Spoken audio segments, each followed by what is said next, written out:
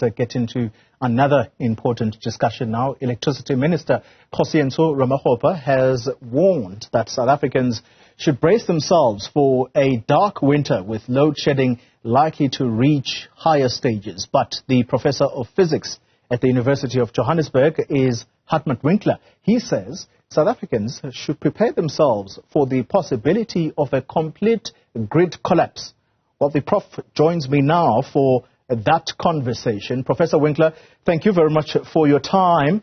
I had a conversation some time ago with the Minister of Energy, Kgosientso, and he was quite emphatic that we're not going to have a grid collapse. Why do you say that we are actually going to possibly face this reality? No, let me be clear. I also don't believe that we are going to have a grid collapse, but it could happen. There's always that possibility. You can even get a grid collapse when there's no load shedding at all.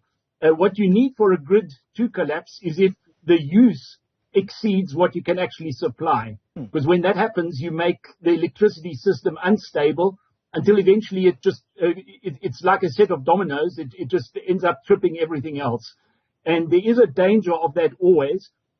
The danger is probably higher. It doesn't necessarily follow that just simply because we have higher stages of load shedding that the danger of this happening is going to be increased.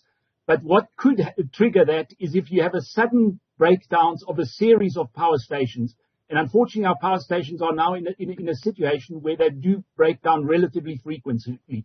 So if you have a situation where 3 or 4 end up tripping at the same time, and there's nobody at Eskom who's paying attention properly, then we will get that collapse. Load shedding is designed precisely to stop that sort of thing from happening. So when Eskom very suddenly says they're increasing our load shedding by 2 stages, that's what they're trying to stop.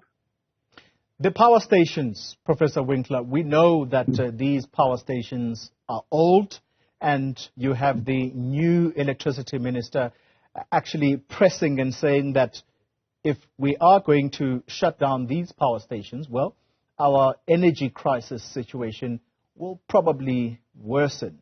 Talk to us about the reliability of these power stations. I've already given you the context here. I'm sure this is something that you don't need education on. But just tell us how fragile these power stations are. Yes.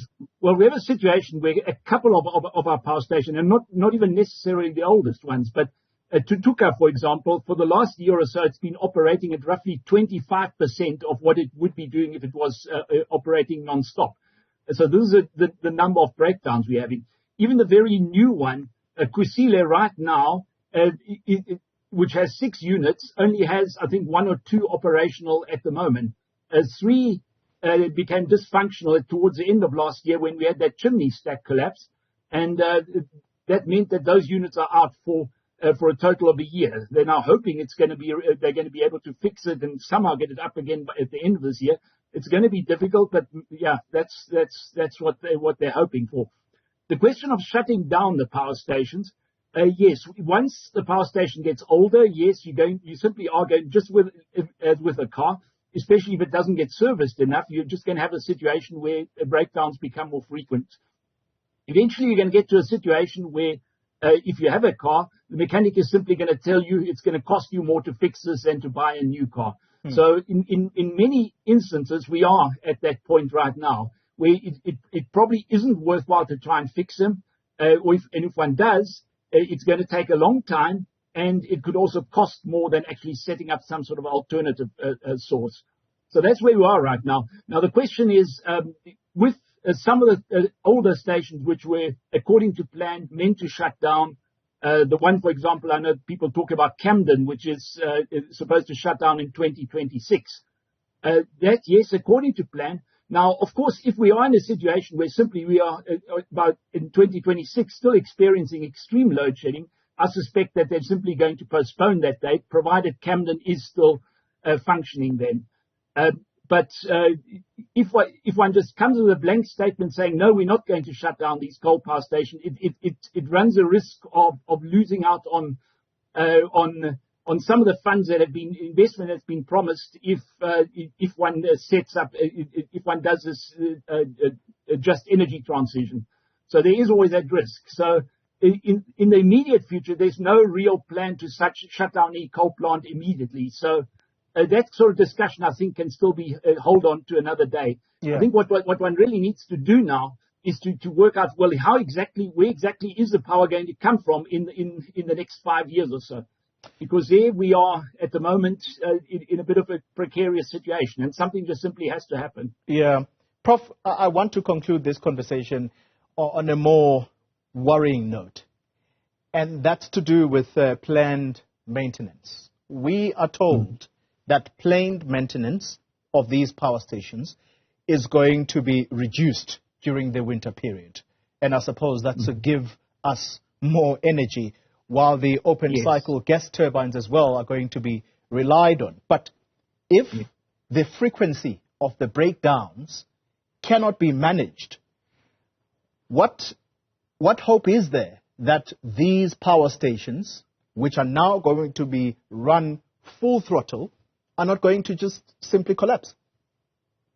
Yes, well, I think there's a good chance that certainly some power stations are going to do exactly that. And that's why also the minister already telling us, well, expect difficulties because, yes, in winter the energy demand is higher simply because of the heating and longer nights and so on. So we are going to have, this last winter we managed to somehow get through by never exceeding stage 6.